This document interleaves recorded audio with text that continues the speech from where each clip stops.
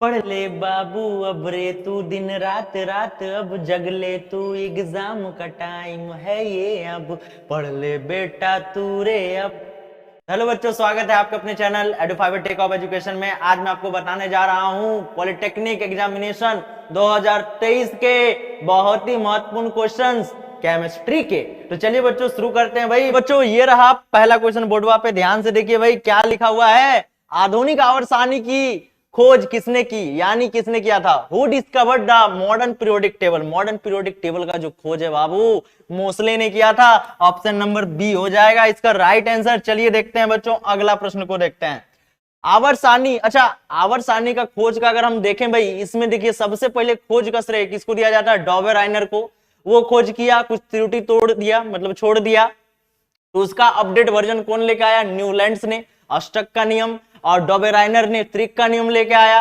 और न्यूलैंड्स का जो प्रॉब्लम था उसको दूर किया, यानी उसका भी अपडेट वर्जन लेके आया किसने, मेंडलीफ ने। और उसी का आवर्त सारणी को श्रेष्ठ माना जाता, अच्छा माना जाता। और उससे भी अच्छा भाई मोसले साहब ने लेके आया, जिसको आधुनिक आवर्त सारणी या मॉडर्न पीरियोडिक टेबल के नाम से जाना जाता है। और पूरी प्रकृति जो होती है इसने बदल कर रख दी। क्यों, अब बोलिएगा सर कैसे। तो देखिए सबसे पहले बात करते हैं डॉबेराइनर का। डॉबेराइनर जो है परमाणुओं को बढ़ते क्रम में सजाया किसका, द्रव्यमान संख्या का, ठीक है। उसके बाद आया न्यूलैंड्स, वो भी द्रव्यमान संख्या के बढ़ते हुए क्रम में सजाया, वो 8 को लिया, वो 3 को लिया। उसके बाद मेंडलीफ आया, ये भी परमाणु द्रव्यमान के बढ़ते हुए क्रम में सजाया, लेकिन मोसले ने उसको गलत साबित कर दिया।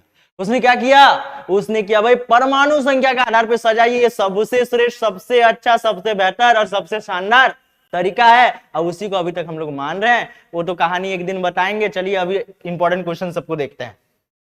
तो कुल कितने वर्ग होते हैं, how many classes are there in the periodic table. ये किसका बात किया जा रहा है, मॉडर्न का बात किया जा रहा है। यानी कितना पीरियड हो जाएगा बच्चों, 18, और आवर्त कितना होता है, 7। चलिए देखते हैं अगला प्रश्न। आवर्त सारणी में वर्ग किसे कहते हैं, what is called a group in the periodic table. भाई ग्रुप किसे कहते हैं, क्षैतिज को, हॉरिजॉन्टल लाइंस को, वर्टिकल लाइंस को। तो आप बोलेगा सर हाँ, ऊर्ध्वाधर कलम यानी वर्टिकल लाइंस को बोला जाता है, ठीक है। चलिए अब अगला प्रश्न को देखते हैं।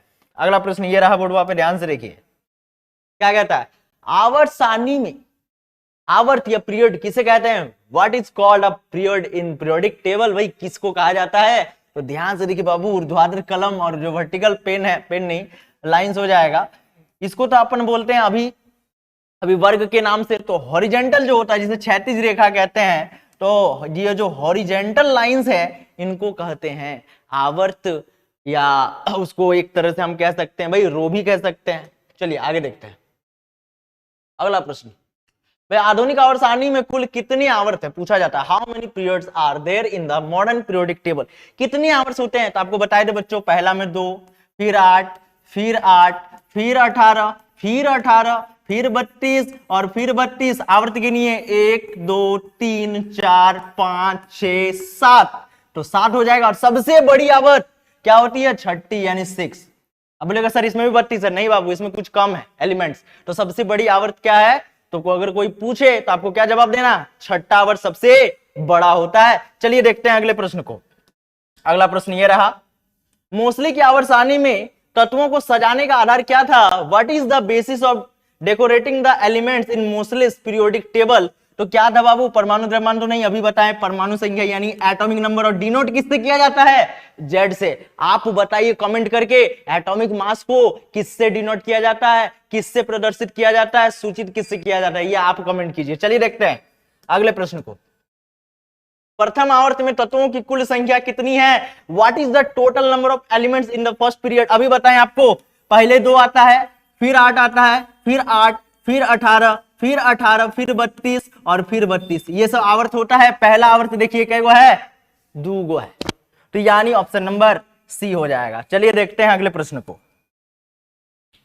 मोसले यानी आधुनिक आवर्त सारणी के आवर्त सारणी में अक्रिय गैसों को किस समूह यानी ग्रुप में रखा गया है, in the periodic table of Moseley modern periodic table in which group are the inert gases kept. भाई किसको, तो किस में रखा गया, ग्रुप 18। इसे शून्य समूह के नाम से जाना जाता है।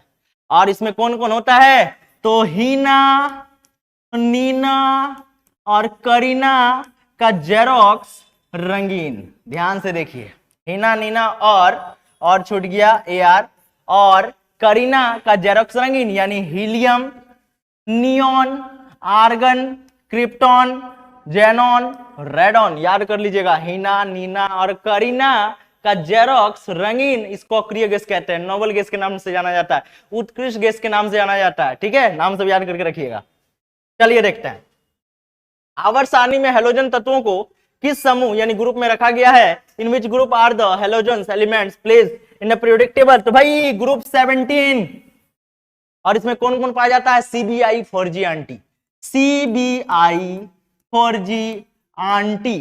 ठीक है, देखिए क्या हो जाएगा, C से क्लोरीन, B से ब्रोमीन, I से आयोडीन, F से फ्लोरीन, A से एंटीमनी। ये सब होता है हेलोजन या हेलो एल्केन जिसमें जुड़ता है। चलिए देखते हैं, हेलो एल्केन में जुड़ जाता है इसलिए हेलो एल्केन बोलते हैं। मोस्ले या आधुनिक आवर्त सारणी के आवर्त का अंतिम तत्व होता है the last element of the periodic table of Moseley और मॉडर्न पीरियोडिक टेबल इज। भाई आवर्त में अंतिम तत्व क्या होता है? जैसे देखिए, आवर्त में पहले होता है, प्रथम आवर्त लीजिएगा तो हाइड्रोजन, और इसे लास्ट में देखिएगा तो हीलियम। ठीक है, सेकंड देते हैं हलीना, हली यानी लिथियम, और अगर सेकंड आवर्त में देखिएगा तो सबसे अंतिम में क्या होगा? हीना यानी नियॉन। तो देखिए ये नियॉन, ये हीलियम क्या है? तो अक्रिय गैस है, यानी क्या हो जाएगा? ऑप्शन नंबर सी हो जाएगा। ठीक है, इनएक्टिव एलिमेंट्स। चलिए देख लेते हैं अगले प्रश्न को। मॉडर्न आवर्त सारणी के आवर्त की शुरुआत होती है, भाई किससे शुरुआत होती है? The period of the modern periodic table begins with, किससे शुरुआत होता है? भाई क्षार धातु से। क्षार धातु यानी क्या हो जाएगा? अल्कली मेटल से। किससे होता है? Alkali metal. और दूसरा होता है अल्कलाइन अर्थ मेटल, जिसको क्षारीय मृदा धातु के नाम से जाना जाता है। चलिए देख लेते हैं अगले प्रश्न को बच्चों।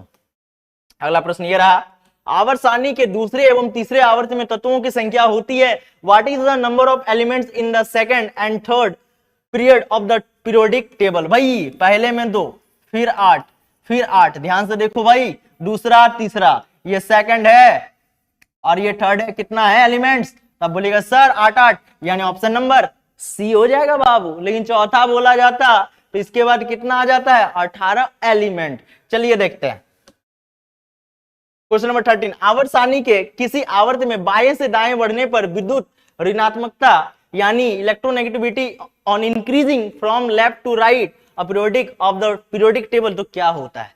देखिए जब हम लोग इधर चलते हैं बाएं से दाएं तो इधर अधातु रहता है, और अधातु में जाएंगे तो विद्युत ऋणात्मकता क्या होती है? बढ़ती है। और जैसे जैसे इधर जाएंगे तो घटती है, क्योंकि वो धातु बन जाएगा। और अधातु की ओर जाएंगे तो भाई वही बनने वाला है ना, यानी वो क्या होगा? ऋणायन बनाएगा। यानी इसका ऑप्शन क्या हो जाएगा? बढ़ती है, इंक्रीज होती है। क्या बोला जा रहा है? आवर्त में बाएं से दाएं बढ़ने पर, बाएं से दाएं, यानी बाएं है दाएं जाएंगे, भाई इधर क्या होगा? Non metal. तो क्या होगा बच्चों? विद्युत ऋणात्मकता क्या होती है? बढ़ जाती है, क्योंकि इधर अधातु मिलती है। चलिए देख लेते हैं अगले प्रश्न को। मेंडलीव के आवर्त सारणी में तत्वों को सजाने का आधार क्या था? The basis for arranging elements in the Mendeleev periodic table was, किसके आधार पे? तो अभी बताएं, द्रव्यमान संख्या के आधार पे। ठीक है, इसका आप कमेंट कीजिए किससे सूचित किया जाता है। चलिए अगला प्रश्न को देखते हैं बच्चों। मेंडलीव के आवर्त सारणी में कौन से तत्व को क्षार धातु एवं हेलोजन दोनों ग्रुप में रखा गया था?